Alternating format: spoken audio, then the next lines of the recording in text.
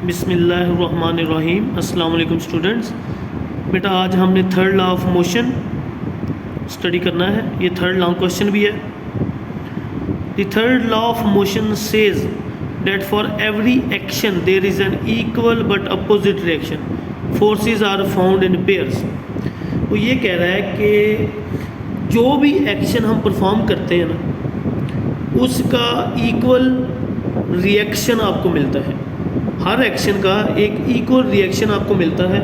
और एक्शन और रिएक्शन ये होते दोनों फोर्सेस हैं, इसीलिए उसने कहा है forces are found in pairs, action and reaction. So जो भी एक्शन आप करते हैं उसका रिएक्शन आपको फेस करना पड़ता है। ठीक है, ये थर्ड लॉ ऑफ मोशन का एक मेजर पॉइंट है। This law describes what did happen to a body when it exert a force on an other body. ये लॉ जो है वो इसलिए आपको बताया गया था, ये डिस्क्राइब ये करता है कि जिस बॉडी के ऊपर आप जब फोर्स लगाते हैं तो उसमें ऐसा कौन सा अमल होता है, एक्टिंग फोर्स, जिसे हम एक्शन कहते हैं। Encounter an other force reaction in the opposite direction. कोई भी फोर्स अगर किसी बॉडी के ऊपर एक्सर्ट की जाए तो वो जो बॉडी होती है वो एक नई फोर्स बनाती है। ठीक है, उसे हम रिएक्शन कहते हैं उसे हम। फॉर एग्जाम्पल, दो किस्म की एग्जाम्पल उसने यहाँ दी हुई है, हम दोनों को स्टडी करेंगे। When the cannon ball is fired in the air by explosion. जब कैनन्स के ज़रिए बॉल को फायर किया जाता है, इट इज़ पुश बैकवर्ड। वो जो कैनन है वो पीछे की तरफ थोड़ी सी मूव कर जाती है। अगर आप फोटो में यहाँ देखें तो बिफोर पोजीशन जो है उसकी, यहाँ पर ये बिफोर पोजीशन कैनन की देखें, और जब वो फायर करती है तो उसकी नेक्स्ट जो पोजीशन है आफ्टर वो भी चेक करें।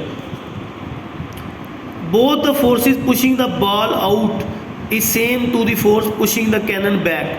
अब क्या कर रहा है कि जो फोर्स बॉल को बाहर पुश कर रही है वही फोर्स कैनन को पीछे जो है फोर्स करती है, पुश करती है। But the effect of cannon is less. अब बॉल जो है जब वो मूव कर जाती है तो बहुत स्पीड में मूव करती है और काफ़ी दूर जाकर गिरती है, क्योंकि बहुत ज़्यादा फोर्स लगी होती है। अब कैनन के ऊपर फोर्स तो उतनी है लेकिन कैनन बहुत कम पीछे आती है, बहुत ज़्यादा पीछे नहीं जाती। वो इसलिए क्योंकि एक्शन और रिएक्शन को जब भी आपने स्टडी करना है तो आपने मैस को, ऑब्जेक्ट के मैस को भी जो है नज़रअंदाज नहीं करना। ठीक है, अब कैनन इसलिए ज़्यादा मूव नहीं करती क्योंकि कैनन का मैस बॉल की मैस के निस्बत बहुत ज़्यादा है, इसलिए उसके ऊपर जो फोर्स एक्ट करती है उस उतनी को मूव करने के लिए फोर्स और ज़्यादा चाहिए होती है। इसलिए एक्शन का रिएक्शन जब भी हो, ठीक है, तो वो इक्वल तो होता है समटाइम्स, लेकिन रिएक्शन जो है वो अपोजिट ही मिलेगा। एक्शन का रिएक्शन जो है वो हमेशा अपोजिट होता है। इसकी दूसरी एग्जांपल आप अच्छी तरह समझ जाएंगे।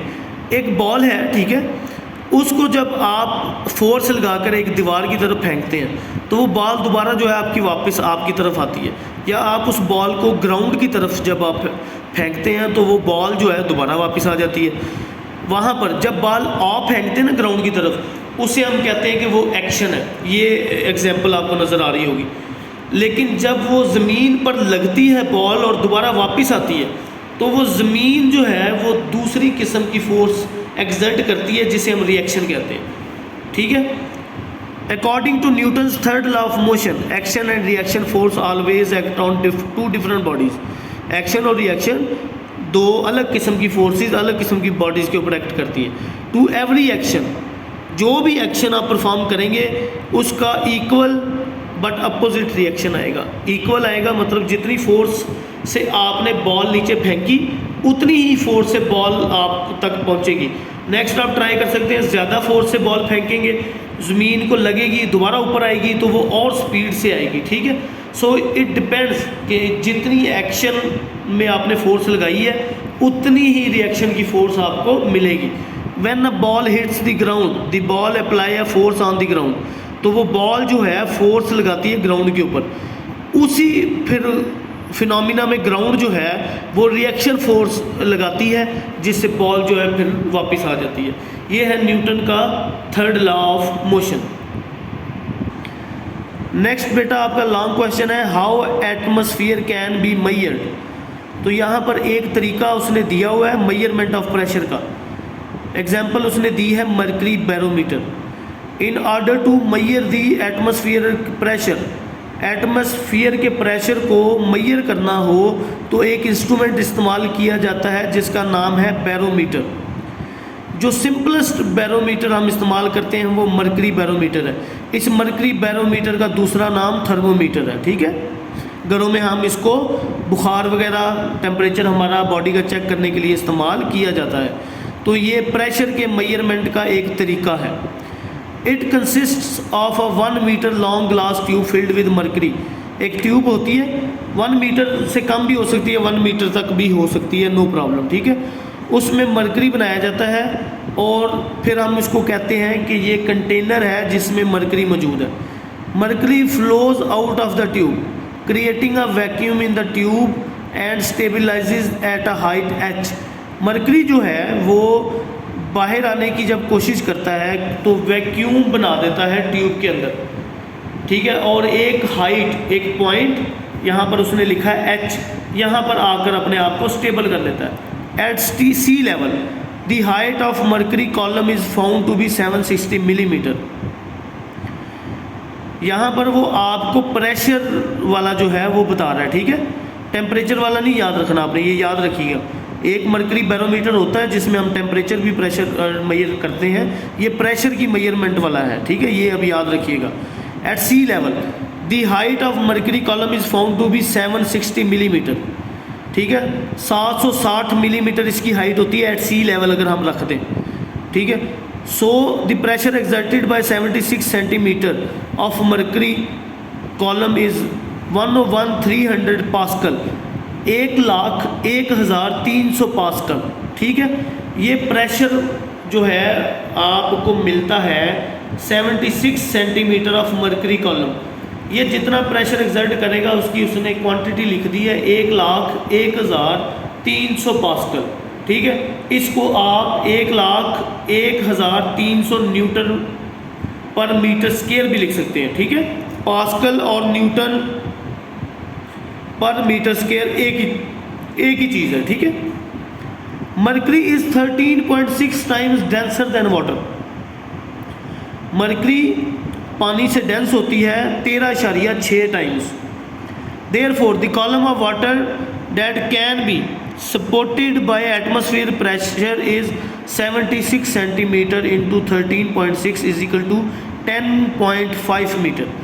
वो ये कह रहा है कॉलम हो अगर वाटर का तो वो सपोर्ट किया जा सकता है एटमॉस्फेरिक प्रेशर, कैलकुलेट उसने कर दिया है 10.5 मीटर। 76 सेंटीमीटर कॉलम है। ठीक है, हाइट जो सी लेवल पे होती है मर्करी की 76 सेंटीमीटर है। जब उसको 13.6, क्योंकि मर्करी 13.6 टाइम्स डेंसर होती है, इन दोनों को जब हम कैलकुलेट करेंगे, मल्टीप्लाई करेंगे तो आपका आंसर आएगा 10.5 मीटर। इसको कहते हैं column of water. Thus a water barometer would have to use a glass tube of at least 0.5 metre length. ठीक है, वाटर बैरोमीटर की अगर हमने इस्तेमाल करना है ताकि प्रेशर कैलकुलेट किया जाए तो हमारे पास 10.5 मीटर लेंथ की ट्यूब होनी चाहिए। Such a barometer would be extremely inconvenient to use. लेकिन 10.5 मीटर लेंथ वाला अगर बैरोमीटर हम इस्तेमाल करते हैं तो उसको इतनी आसानी से इस्तेमाल नहीं किया जाएगा। ठीक है, क्योंकि 10.5 मीटर कितनी लेंथ बनती है, मतलब ये काफ़ी ज़्यादा हो जाता है। ठीक है, अगर इसको हम 10.5 को 3 से कैलकुलेट करें, मल्टीप्लाई करें तो ये बनता है 30.5।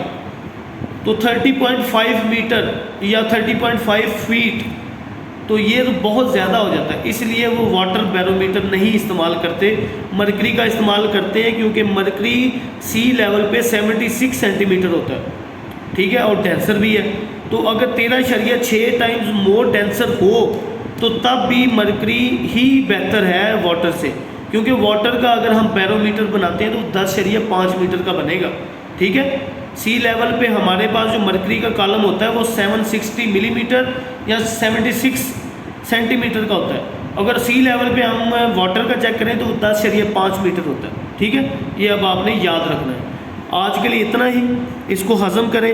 नेक्स्ट इंशाल्लाह फिर हम आपका नेक्स्ट लॉन्ग क्वेश्चन जो है उसको स्टडी करेंगे। Thank you very much.